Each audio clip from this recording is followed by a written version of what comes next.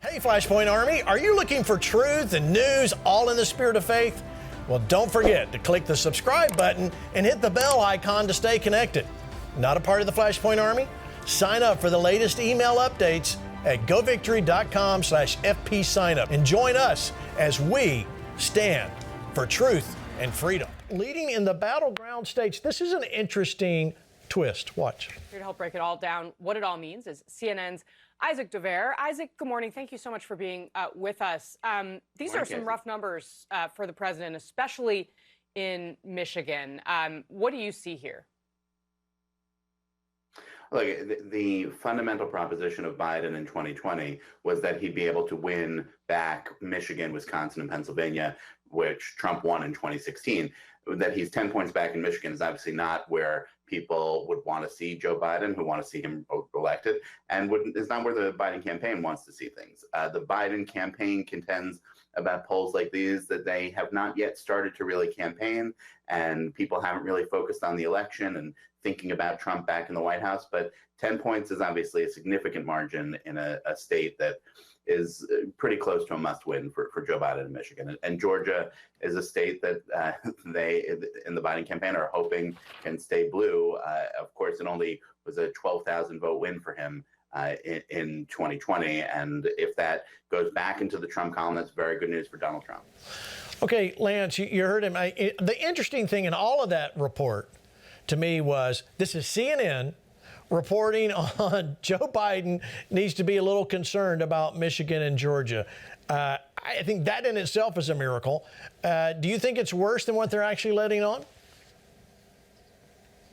I don't think it's worse. I think what we have to do is understand why. Michigan is a Democrat-dominated state, but what happened with the Hamas attack on Israel is that you have a high number of Muslim voters that are in Dearborn and other parts of Michigan, perhaps 200, 300,000, that are no longer enthusiastic about the Democratic Party leadership under Biden because they are actually not seeing him being supportive of the Arab community. So what you've got isn't so much a surge of support for Trump. You're seeing a loss of momentum for Biden, which, by the way, is the same thing. In Georgia, Arizona, Wisconsin, Michigan, these are the key states out of 50 states that you want to be looking at during this next year. This is where the believers are going to make a massive difference, which is why the Christian nationalism attack is happening, because the Democrats understand that an awakened church has the power to secure the borders in their own states. And so you're seeing the rise of, now, by the way, there's a revival happening in Michigan. There's at least 50 churches that I'm in communication with that all want rallies and meetings because they see this not as a political battle, but as a spiritual tipping point for an awakening in Michigan. They're calling it the Michigan moment. And we all ought to be praying it becomes a big moment in Michigan. Yeah, absolutely. In Jesus' name. All right, Luke, I give you a chance to comment on that before we go to break.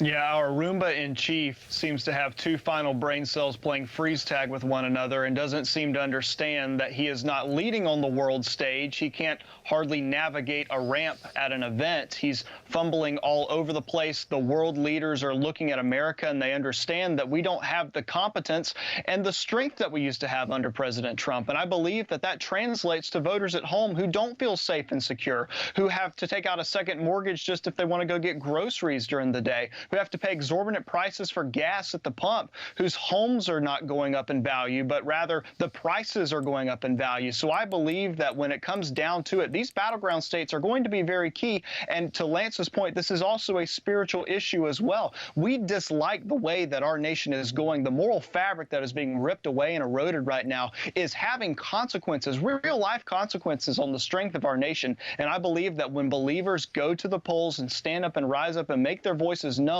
that's the thing that the Democrats and the left are so terrified of, because it thwarts their agenda and it casts off any sort sense of false worldview that they may have. Mike, before we get into the next topic, I want to make sure you know, write it down right now. January 8th is a big day. Why? Because January 8th, FlashPoint starts airing on Mondays. Same time, 7 Central, 8 Eastern. 5 Pacific. We will be here every Monday, Tuesday, and Thursday. So we're adding another night starting January 8th. You don't want to miss it. And you say, well, Gene, why did you add another night? I'm glad you asked, because you asked for it.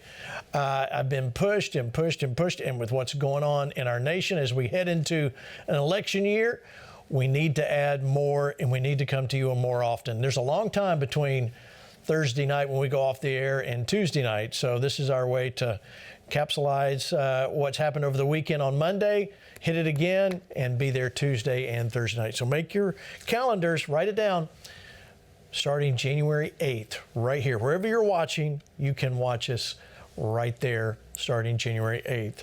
All right, so I don't know, Lance, how, Captain Zepto or Pastor Hank didn't get in the movies, but somehow you and I made it into an upcoming release. And if you were like me, Lance, you and I haven't talked about this, but I started getting texts from all across the country.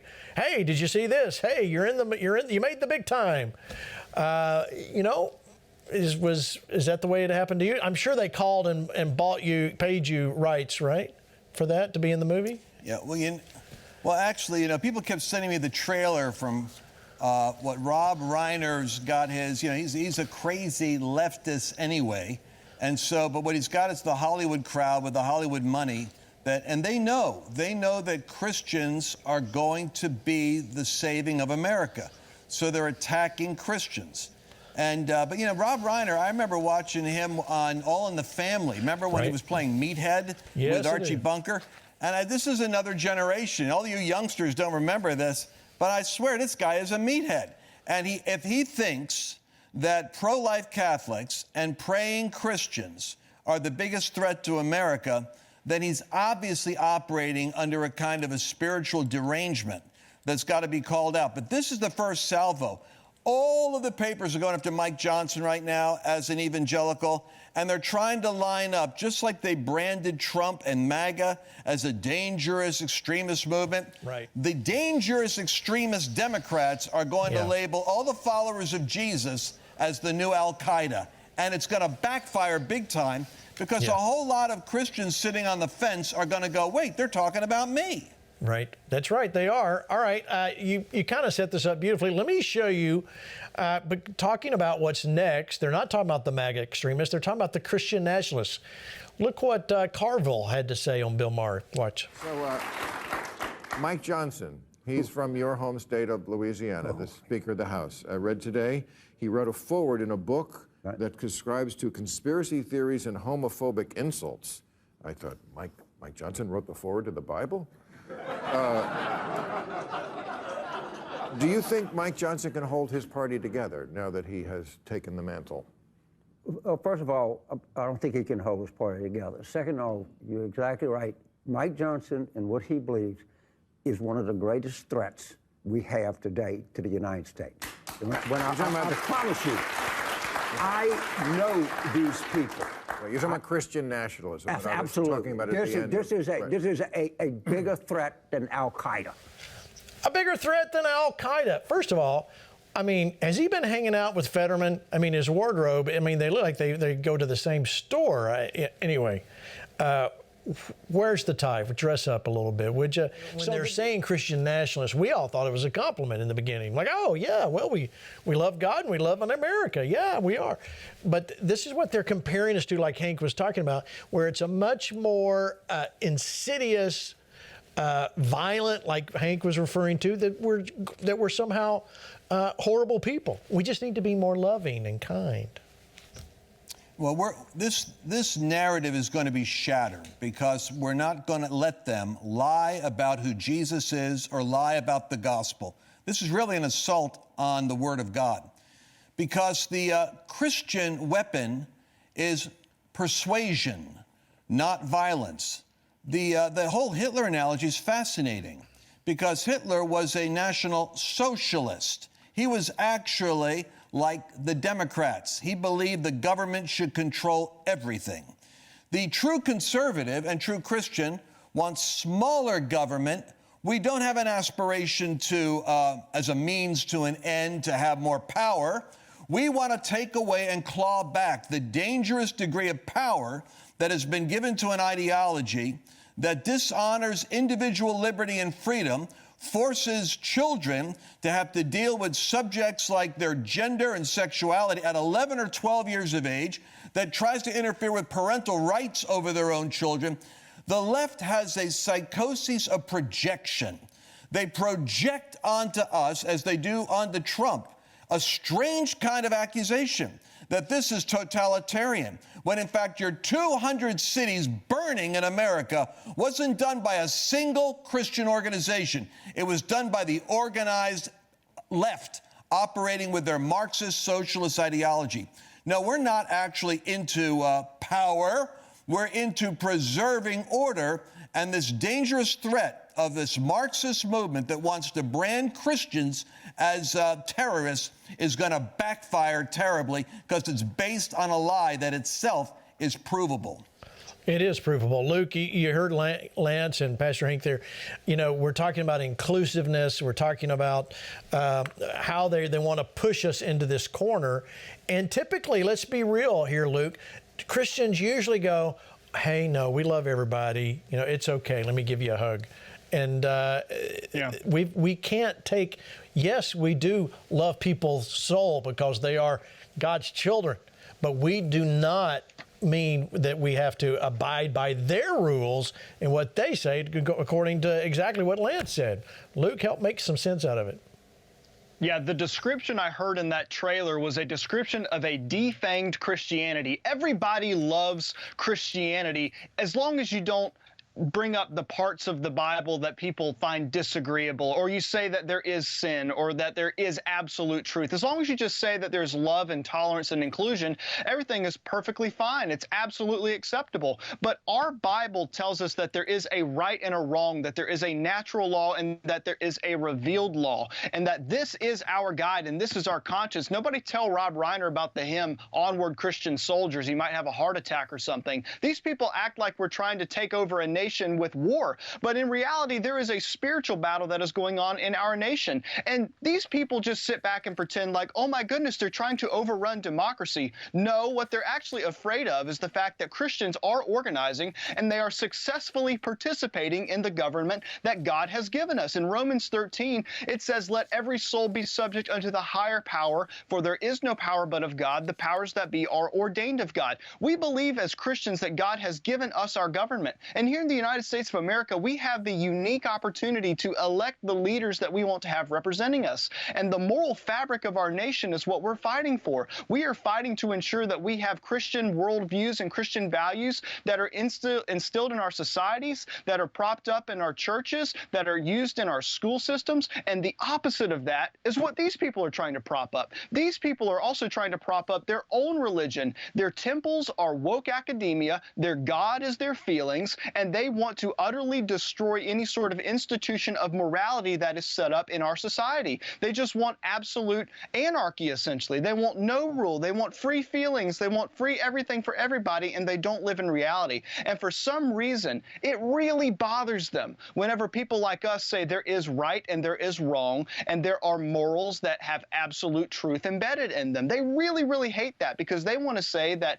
everybody's truth is fair to everything. And what I find ironic is that if you just ask them, what do you base law off of? They'll oftentimes say whatever society deems is acceptable at that time. And by that standard, some of the worst people in our history could have been considered right in the history of the world because it was the general consensus at that time. So that's what we're fighting back against. Our Christianity is bringing the gospel to the world, and our participation in our civic society is based on our biblical worldview, and we are not slowing down and we are not stopping. Amen. Okay, Lance, let me go to you. You know, as Luke was talking there, I was remembering, you know, this is on this program over the last couple months, really. Well, I guess even further than that, if you count Sound of Freedom back in the summertime. I mean, we've talked about taking back some of these mountains. We've talked about taking back the entertainment mountain, the media mountain. And this is what they're concerned with. They really do want, as long as you say and stay inside those four walls, then we can deal with you. China does the same thing. Dear Lord, this is, and you can go worship in the state church, whatever they want you to be, and worship and do what they say to do. But this is really this is the difficult part when it comes to us stepping out. Not just standing up. The standing up is the step one, but stepping out is the step two, which we have to say, no, we're not going to back down because of what we believe, but we are going to take back. And I appreciate them quoting me in the film, the trailer there about taking America back. I'll say it again. We are going to take America back because that's the way we were founded on. But Lance, speak to the seven mountains here. Do you see how that's playing in here at this point? What's fascinating to me is the left has successfully, and nobody argues this, the scholars that are conservatives, not necessarily a FlashPoint Pentecostal, they all say the same thing, that the theory of taking over America and culture is the long march through the institutions. This is the socialist playbook. And when I discovered the Seven Mountains, it was as though I came late to what the left and the Marxists were already doing. They knew that to take over America, they would have to take over academia. So now you've got 90% of your faculty Marxists. You don't have any Christian voice. You don't have any conservative voice. And yet they're all talking about diversity, equity, and inclusion. But there's no inclusion for half of America that doesn't agree with them on a college campus. Think about that. They've taken over academia. They've totally taken over media. So you have the whole media machinery suppressing the truth, whether it's about the Hunter Biden laptop, whether it's about January 6th, whether it's about election fraud, whether it's the proven already, the intelligence community taking over Twitter and using it as an apparatus. So you've now got the media, you've got academia, you've got the institutions of government, the Department of Justice, the intelligence services all working together with the Democrat Party. Then you've got corporate America and arts and entertainment, where Reiner's coming from. All of them are unified with an ideology that is essentially dangerous to the preservation of freedom in America because they have no tolerance for independent thought. Everything has to lockstep into the groupthink of the new Marxist mind. So we're going to step up, Pastor Hank. We're going to step out, and we're not going to let these things hold. I was thrilled. I'll be honest with you, guys. I was thrilled when I saw that. I said, finally, we're back in the media, the mainstream media again. As long as they quote me accurately, I'm fine. Of course, they didn't really, but they put me in a weird saying. Mike Lindell, I'm doing it. I'm doing it. We're staying in the media. But Pastor Hank, we must. This comes full circle back to the church, and this is the last comment before we move on to our last topic. But this is where the church must come back. We must come back to the pastor. It must come back to the church leadership, whether it be denominational leadership or actually local church leadership, to see these things directed and handled. Because a lot of those people in that clip, may I say, and I'm not going to name names, but they are some Southern Baptists in there.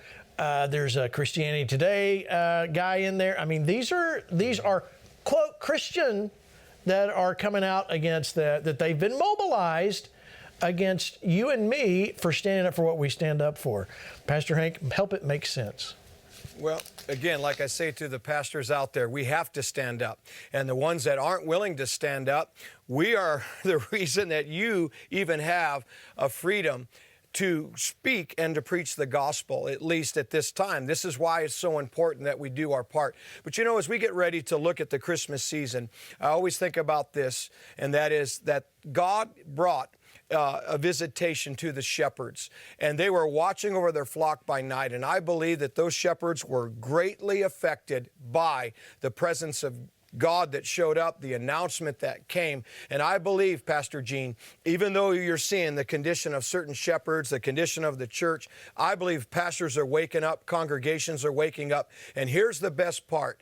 This Christmas season, we got to remember, Christmas is about the divine intervention of God at a very, very dark time in the history of the world. If God could visit us then, He's going to visit us again. And the reason why they're manifesting like they are and spitting out lies and trying to create false narratives like they did with that trailer is because they are absolutely fighting against something, and it is the glory of God. When Jesus came on the scene, man, devils would lie about him. They would foam at the mouth. They would have a violent outrage like you're seeing today. It's because of a visitation of Jesus, his glory that came, and that's what's happening again. So those of you that are watching, realize you're seeing the bad, but it's because the good is interjecting itself, called the glory of God and the visitation of Jesus, that's going to turn this thing around. And I believe we're going to see some greater days ahead. And this nonsense is going to be under our feet. Yeah, it will fade very quickly. All right, so before we go, I want to give you this last little bit of news. A vote to formalize the impeachment inquiry into Joe Biden could come as early as tomorrow. House Speaker Mike Johnson defended the vote.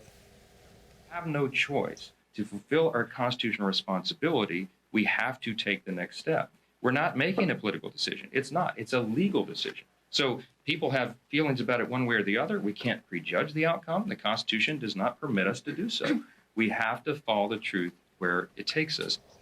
So if all Democrats vote no, here's the thing to remember. House Republicans can only afford to lose 3 votes in order to approve the inquiry. Lance, what do you think we're going to see here? It's going to be interesting times for sure. Well, there's such a battle, Gene, which is why FlashPoint's so important. You can see it with the whole Christian nationalist thing. There's a verse I want to just share. Please. We're heading into the book of Acts territory. And in Acts 14, verse 1 and 2, it says that the apostles and the people of God, the servants of God, spoke so that a multitude believed. But the unbelievers stirred up the Gentiles and poisoned their minds. This poisoning of the mind is what we're battling right now. It's a mind control spirit that's trying to poison the mind. Hunter Biden has been protected by the Washington corruption from 2016, 17, 18, and 19. There's enough video, audio, bank records, and phone calls to already convict him of racketeering and money laundering. That's before the laptop came, where he actually revealed that 50% of his income has been going to his dad for 30 years. So if this vote is not successful, it will telegraph to people like us that the corruption that is in the system is so widespread that it will require a people's movement in order to adjust this sickness. Because Hunter and Biden are clearly guilty. The facts say it. Let's see if they have the will to do the right thing.